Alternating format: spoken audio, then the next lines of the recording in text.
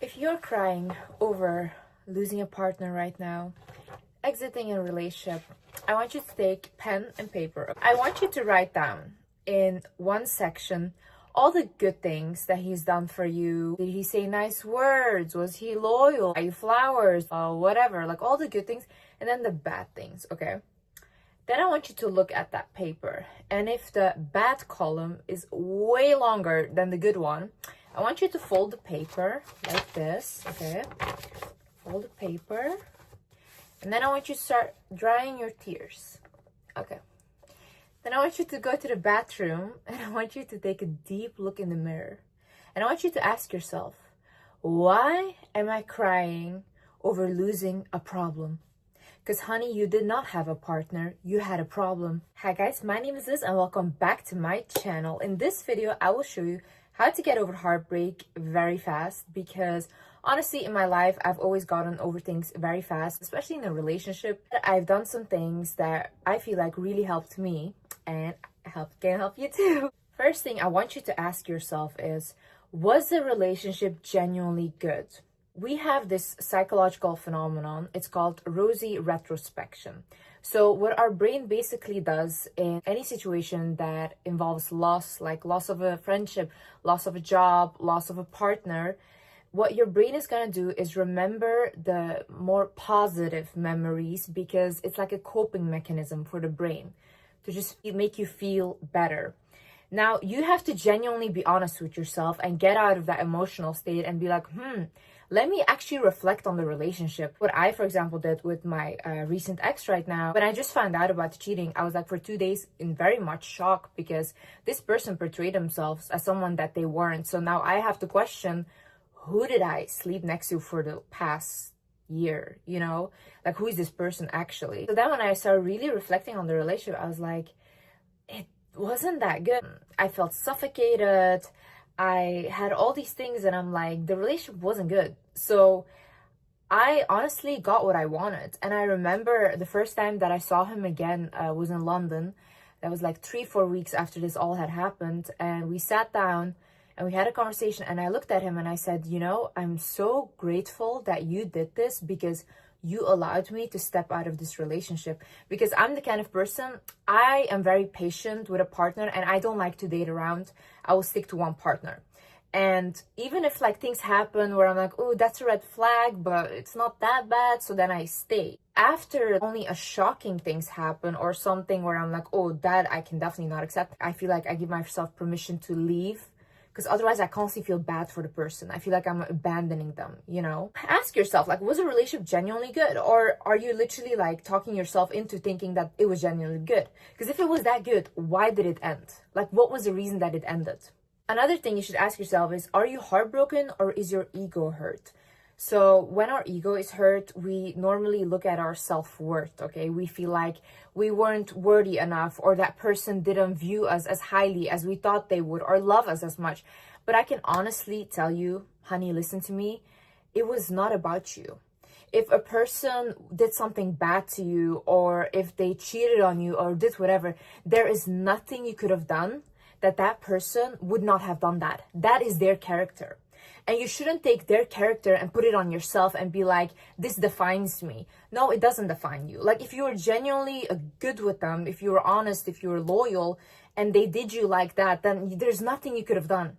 You could have like literally controlled them more, did this more, did that more, whatever. They would have still done that.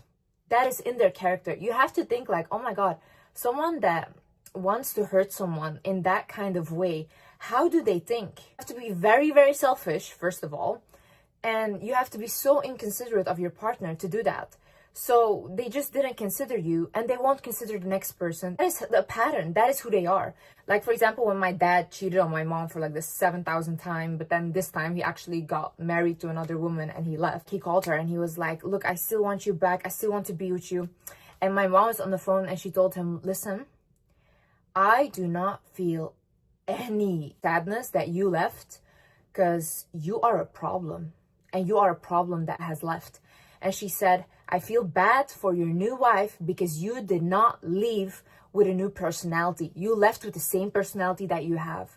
And guess what, guys? My oldest brother, he's the only one that still talks to my dad, and he's around him. He told us, dad has like 2 daughters now and a son, 2 young daughters. He told us the way he abuses this woman is really not normal.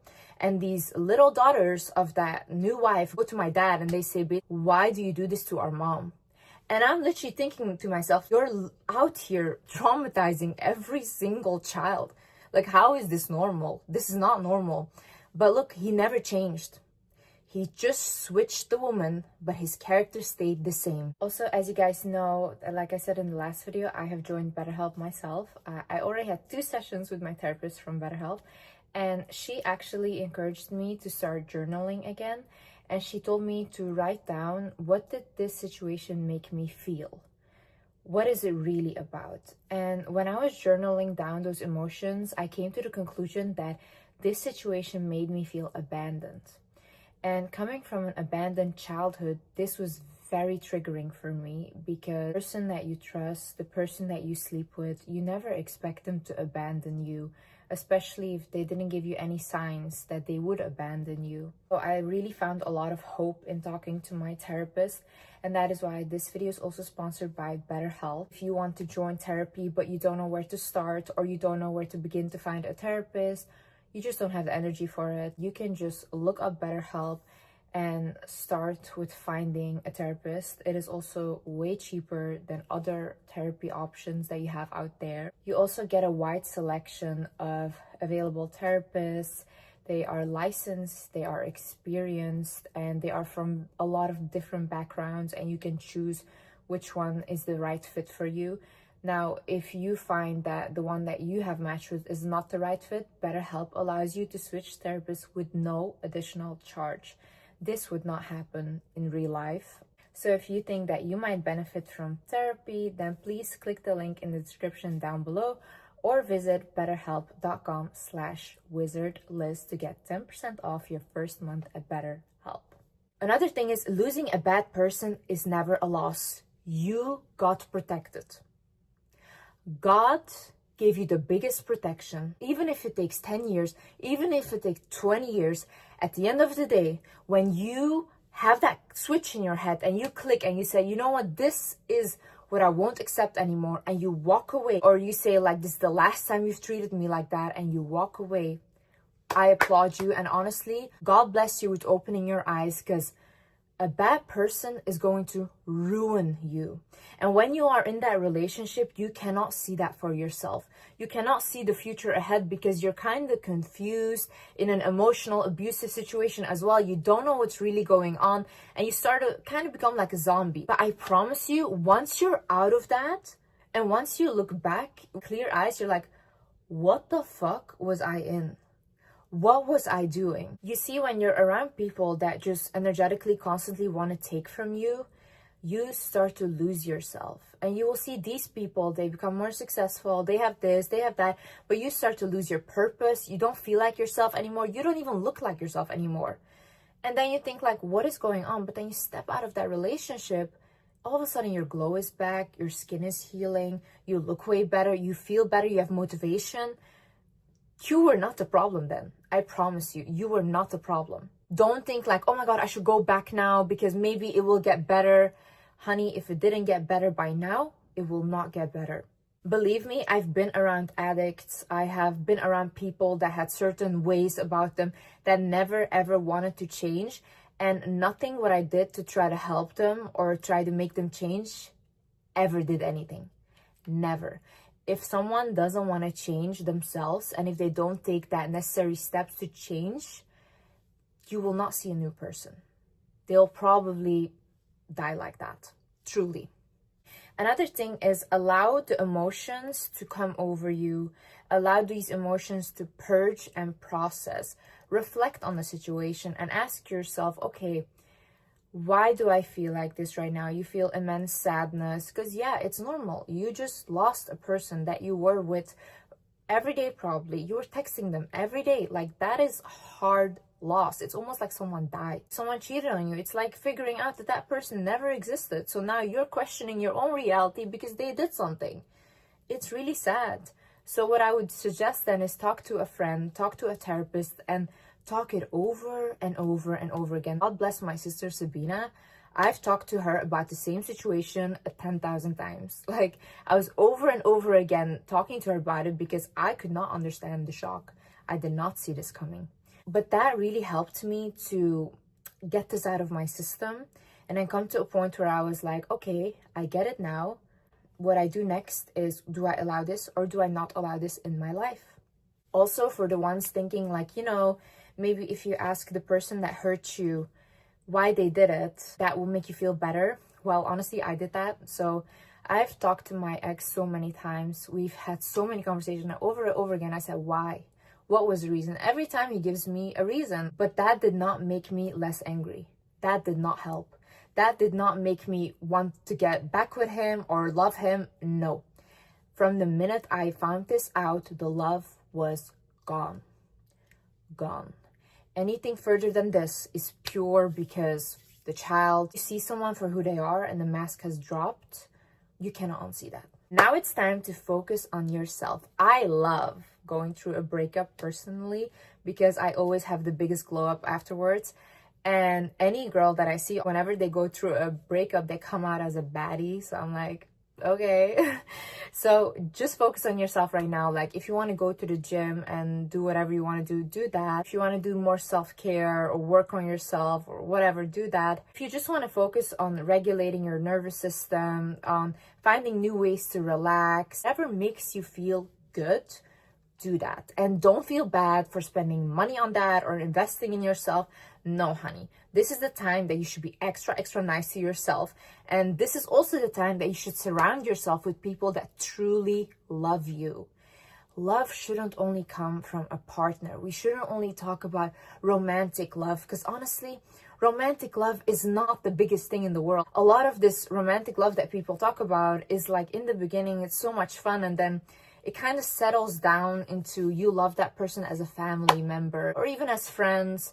That's how you like go on and you stay with them. But for example, if you have love from your animals, if you have love from your friends, you have love from your siblings, really be around these people and talk to them. I literally spend so much time with my family, my brothers, my mom, and I'm so grateful to have such a good support system around me because these people make me feel so good about myself. Surround yourself with people that uplift you, that want to see you do good. And if you don't have those people in your life or in your family, go out and find them. Also understand that you are not alone in this. The reason that I share these things online and share my whole journey is because I really want people to truly see what I'm going through. And I know that a lot of things I maybe should keep for myself. Like my mom tells me, Liz, why did you say this? Liz, why did you say this? Like, don't say these things. But then I remember, like, what if someone genuinely thinks like me? Or what if someone is exactly in a situation like me? That can help them. Me talking about it can help them and can make them feel related and less lonely. So if I can make one person feel less lonely, even though I'm literally embarrassing myself a little bit, then it's my whole purpose. That's why I do this. So I think that's beautiful. If someone can look at my situation and learn from it and not repeat the same mistakes that I make, then that's also very beautiful. I think it's very, very vulnerable to come online and share all these things for millions of people. And then obviously you allow yourself to be judged, which I'm fine with that. Everyone is allowed to have their opinion. They don't need to agree with me because I don't agree with some things that I've done myself. So that's normal and that's human. There's so many more people that are maybe afraid to speak up about these things. But I think realizing that your situation is not unique and other people have gone through that and they have gone through that whole process will make you feel a lot better. Also, they've gone through it and they've came out of it really good, okay? So don't worry. Start adapting the mindset that everything happens in the most divine way. I have always believed this. I have always believed that God is guiding my life and whatever happens needs to happen. Whoever I lose needs to go. I also don't go into relationships thinking like, oh my God, this is gonna be forever or all of this forever. I don't believe in forever. I think we all die and then we go home. I just believe that whatever is happening in my life is meant to happen and it's happening for my highest good. Start adapting that mindset. Whenever something happens to you, don't say, God, why did you do this to me? Ask yourself, what is this teaching me? What can I learn from this? And how is God allowing me to grow right now? I really believe that just because I have such a positive outlook on life, and I really put a lot of faith in God, that my life has always been miraculously, always very beautiful. I'm very grateful for that, even though I had a bad childhood, but even coming out of that, if I look back, I'm like, whoa, this is God's work, because how did I even do that? And anytime a situation happens to me, I come out of it 10 times better. And you have to also start believing that for yourself. When something bad happens, you have to be like, oh my God, I'm so excited, because now so many good things are going to happen for you. And when you receive those blessings, have immense gratitude. And last but not least, you will rise regardless. No matter what happens to you, no matter who leaves your life, no matter who bullies you, no matter whoever says whatever about you, you will rise. And every person that has done you badly will have to watch you rise, because God will put you right back together in front of the people that broke you. I promise you that. I have not one time seen people that have been done dirty, that had good intentions, or that just really were good to a person, that did not rise after that. You will rise again and again. This is not the first time something bad has happened. This will not be the last time that something bad has happened. But at the end of the day, when you still have yourself, that is when you have won.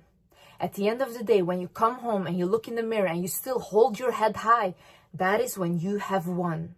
No matter what happens, everyone will always have to watch you rise. And that will be your revenge. Just creating a better life for yourself, leveling yourself up, is the biggest revenge. You don't need to do them like they did you. Because going down to their level, why go down? It's only up from here, honey. Anyways, guys, I hope this video helped someone and you enjoyed this video. I love you guys so much, and thank you so much for the love. Thank you so much for the support. You guys are so nice to me and so sweet to me, and literally the love that I've received from you guys is another reason why I feel so good. I feel so happy, and thank God that my stress and everything is not that bad.